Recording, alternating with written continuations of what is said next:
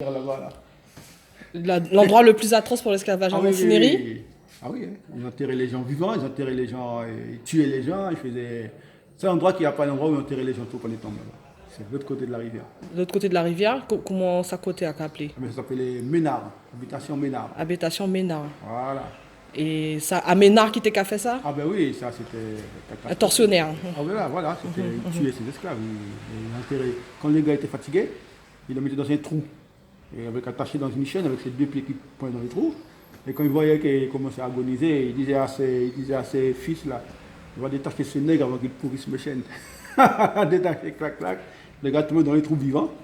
Il était assis dans le trou, il restait, il pouvait pas, il n'y a pas de force pour remonter, ni manger, ni boire. Puis il restait mourir comme ça. C'était comme ça, il jouait là-bas. Hein. C'est dangereux là-bas. Ouais. C'est l'endroit où j'allais, quand j'y vais là-bas, c'est... Quand tu arrives là-bas, il y a un endroit, tu vois encore l'endroit, hein, et le cratère est encore là, quoi. C'est un petit cratère, ils ont fait. Voilà. Comme à Caux, il paraît qu'il y a un endroit aussi comme ça qui s'appelle le Trou Daniel. Ah, mais voilà, Voilà, à Caux aussi. C'était le même style qu'il y avait. Hein. C'est ça. C'était dangereux d'entrer les gens comme ça, là, vivants. Mais quand on va parfois, on entend les gens qui pleurent, on entend quand on entend des cris. Hein.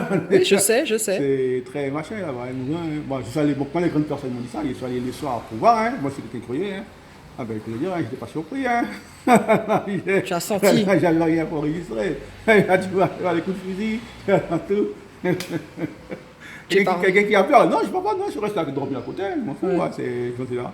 Quelqu'un qui aurait peur, il va partir en courant. Hein. Il ne sait pas où aller dans la forêt. Et quand tu penses que les gens, il y a des gens qui aiment écrire ou dire qu'en Guyane, l'esclavage était plus cool? Quoi?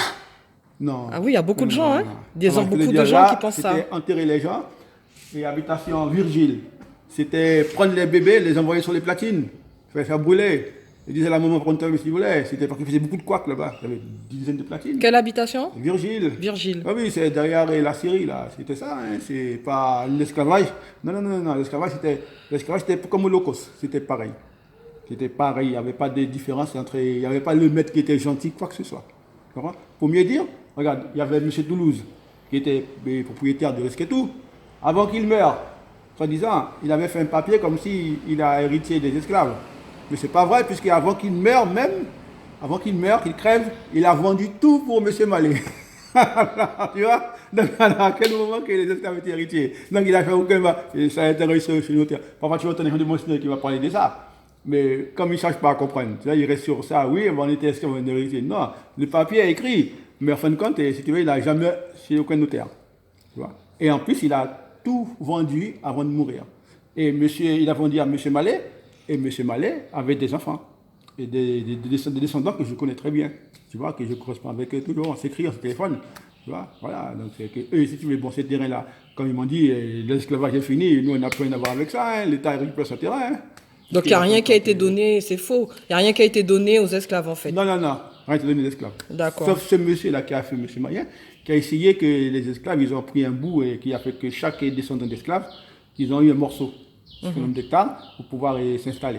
Voilà. Il y avait 1700 hectares, donc moi, ma famille a eu 11 hectares, les autres ont eu, c'est les dauphins, c'est faux, les Mayens, Popo, et qui encore, oui, c'est eux qui étaient là, tu vois. D'accord. Mais il y en avait d'autres, hein, s'il faut aller, il y en a d'autres encore, hein, parce que c'est énorme, hein.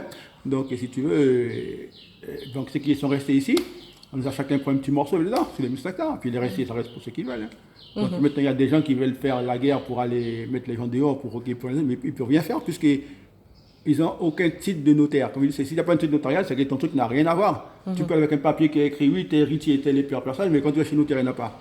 C'est ça, c'est encore un des dégâts enfin, de la période qui n'a pas été résolu. Et puis moi je dis en termes de retour, pour ceux qui ont les descendants, qui étaient là, leurs ancêtres étaient là, la moindre des choses c'est de donner un petit morceau de terre.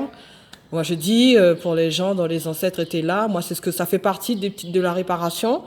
Hein, voilà, c'est de la réparation concrète. Hein, c'est voilà, tes ancêtres ont travaillé là, c'est normal qu'on te donne un bout de terre. Tu trouves pas ça normal?